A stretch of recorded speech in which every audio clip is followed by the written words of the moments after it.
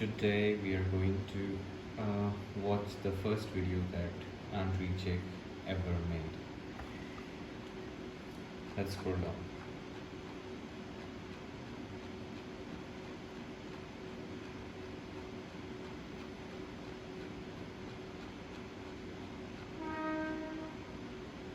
That's a lot of videos.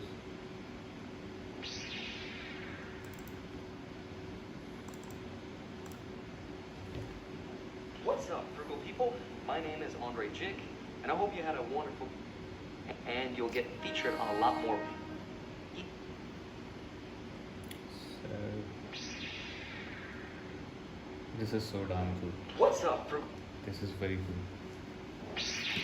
The intro is very nice. What's up, frugal people? My name is Andrei Jikh, and I hope you had a wonderful 2018. But first, story time.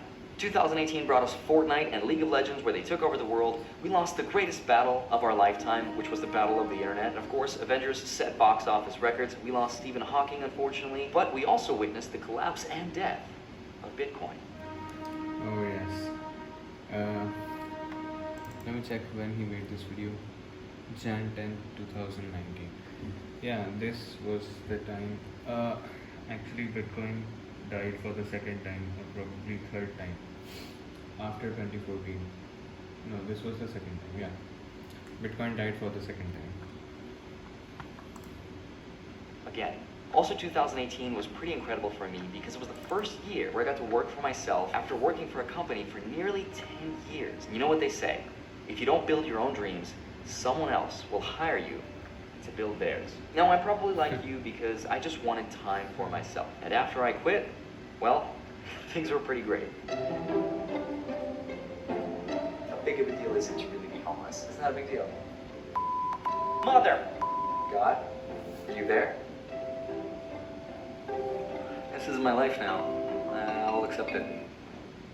True story. At this point, I realized that I was nothing like Martin Luther King Jr. because, well, I didn't have a dream. I don't even know what that means, to have a dream. All I know is that I want to be able to have time to hang out with my friends, with my family, be able to play some Mario Party, binge watch some Black Mirror, some Game of Thrones, and get lost in Season 2 of Westworld because literally I have no idea what's going on anymore. Anyway, I had this crazy idea to combine 3 of my favorite passions and match them all up into one. And that is cardistry, awesome, cinematography, cool, and finance, money. How do I do that? And I know what you're thinking. What the hell is cardistry? Well, I'm glad you asked.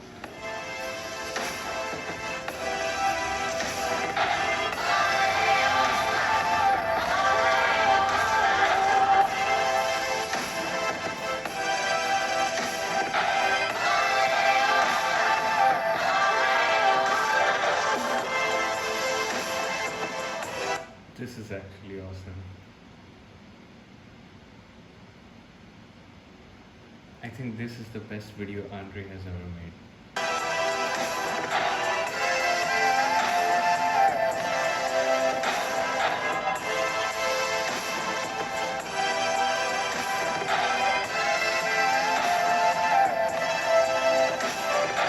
So at this point in time, I'm probably 2 or 3 minutes into the video and I haven't said a single thing, so I'm really sorry about that. But having said that, this video is about teaching you step by step so that you can hopefully copy everything I did to make a ton of money with your idea or product by following everything step by step. I'm going to provide concrete examples of everything. So with that said, let's get started right now. So the first step is pretty obvious. Figure out what your product or idea is. It should be probably something you're somewhat good at. Now, after I left my job, I found this new passion for not starving to death. And that really motivated me to Not starving to death. No. Do the thing. Who would have thunk it? Necessity is the mother of all creation. Anyway, I'm also very fortunate to be friends with people that are far better and smarter than me. So I partnered up with my good friend Patrick Kuhn. I knew he would complement my strengths and could do things that I could not. And that really helped, and he wouldn't let me drown in my own self-depression and doubt. And I'm kind of big on that. Kind of important, you know? And also, life is short. Collaborate, make friends, and do something together. It's a lot more fun that way. Hey, B-roll. For our platform, for funding and marketing purposes, we actually chose Kickstarter. Now, Kickstarter allows you to fund your project as well as advertise it. And it's amazing because it is a public platform. It already has a massive established audience built in. There's also By the way, in case you didn't know, Kickstarter is probably looking into the Cello blockchain. I think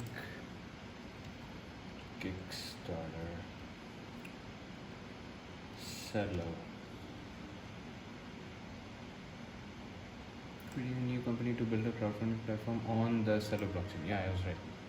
It's using the Cello blockchain, and Cello is trading for about Cello coin, Cello CMC. Yeah, fully diluted is $2.5 billion. Imagine the potential. Also,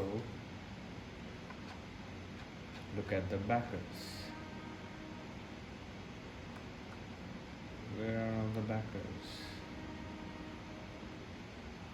Where are all the backers? Come on, where the hell are all the backers? Where did it go? Rabbit hole.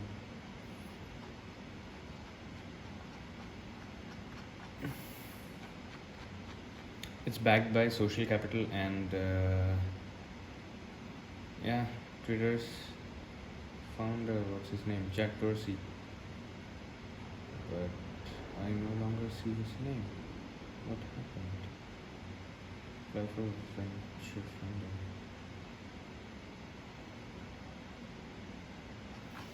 Okay, it's probably about prosperity for all, mission, Cello Foundation, meaning, values, contributors, and then should have backers as well here. Early backers. Coinbase, Jack Dorsey. There's social capital. Yeah.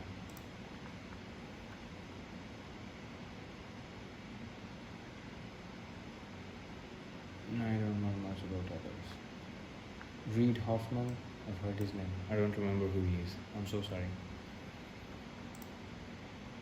Yeah, back to the video.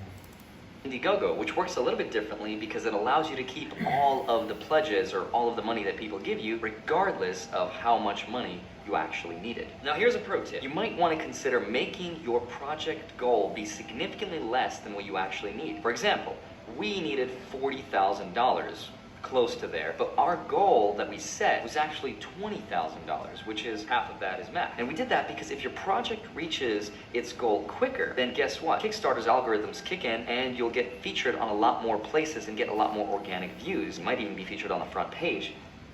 We didn't. But be careful, because if you do decide to do that and set your goal lower than what you need, let's say your project gets funded, but it doesn't meet the necessary funds, then guess what? The money will be deposited into your account and you'll be left with people's money and not enough to complete your project, and therefore suffer harassment and public embarrassment for the rest of your life. So definitely avoid that. So speaking of money, how much should you charge? Well, if you're making, for example, I don't know, a t-shirt and it costs, let's say $10 to buy, then you should probably sell it for around $30. So your profit margin should be about ×3 for a healthy one. So aim for around that. All right, now we are not designers. So for the love of baby Jesus, please do not design your own product. All right, I know, I get it, I hear you. You're not a designer. There's a solution. So here's what you do. Go to Dribbble.com, and if you didn't already know, Dribbble is actually a popular website for finding high-end graphic designers who have designed incredible merchandise that you can see their portfolio. And if you've ever been to a store somewhere and you thought, wow, that's a really cool thing, I really need that in my life, there's a good chance that that artist is on Dribbble for hire. Call 1-800-STARVING-ARTISTS. Just kidding. They're not cheap, so definitely have a budget when hiring a designer, because people notice great work, whether it's a t-shirt, deck of playing cards, or...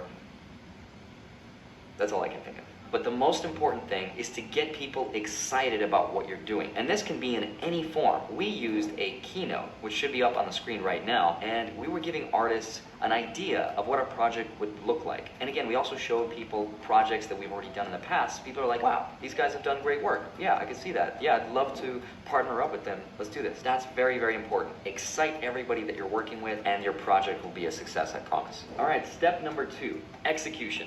Come here, I want to show you something.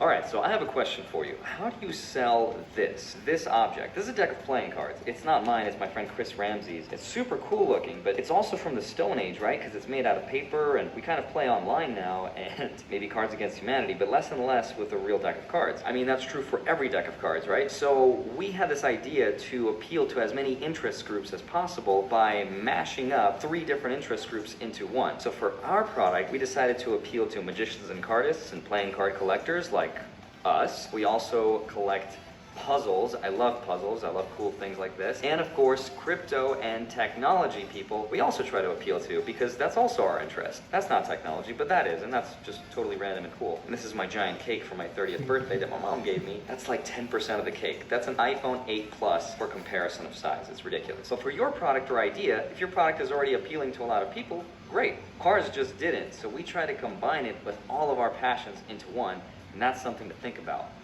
There's a famous saying in marketing, and it goes something like, you can have any color as long as it's black or white. And it's kind of true, because you don't want to overwhelm your audience with decisions. Like, have you ever been so close to buying something, and then you just didn't because you were overwhelmed with all the decisions? Yeah, you want to avoid that at all costs. Also, I just noticed that frame on my wall, that looks like a silver play button.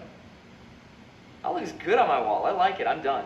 And I'm back. Just kidding, I'm not done. But definitely avoid that. It's a little tip, it's a little secret that you don't want to stop at the video, you don't want to stop at the campaign, you want to think about all the choices that you're giving your audience. You want to get to the point. For me, it was the puzzle box that I wanted people to fall in love with, so I didn't bury that under thousands of different options. Something to keep in mind. Oh, finally, we're at step number 3, and that is the final delivery. Now, since I haven't quite hit my midlife crisis yet, I mean, sometime I will, but for now, I don't want to kill myself by shipping 1,000 orders worldwide, and you might want to consider that as well, because I promise you, if you follow all the tips in this video, there's a good chance your Kickstarter will also be a success, and you do not want to ship every item out personally by hand. So you might want to consider partnering up with someone like BackerKit, who is also not paying me to say any of this. Maybe in the future they will. And for the surveys, after your campaign is over, you can actually show people more items that are for sale, and it's incredible because typically you'll make 10% more on a survey from something like BackerKit on top of your entire Kickstarter, which is what we did. So definitely think about sacrificing a little bit of a profit margin and letting someone else worry about all the shipping, because I promise you, it's a headache. You don't want to deal with it. So after everything is done, all you have to do, I love doing that, and then hit publish.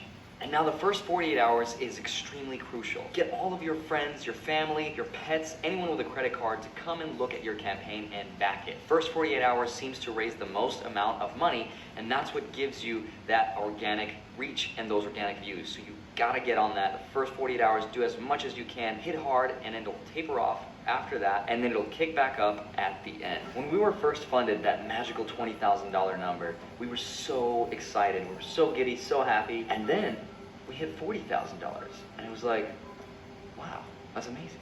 And then 80,000, and then 100,000, and beyond. And like after that point, it was just a number.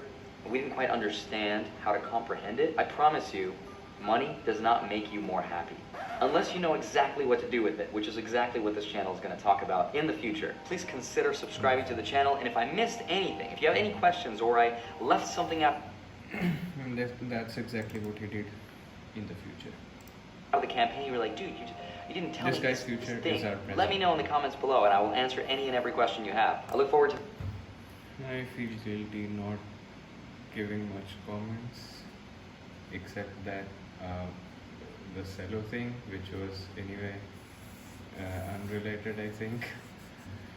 I don't know, but I think I'm still gonna upload it and see what happens.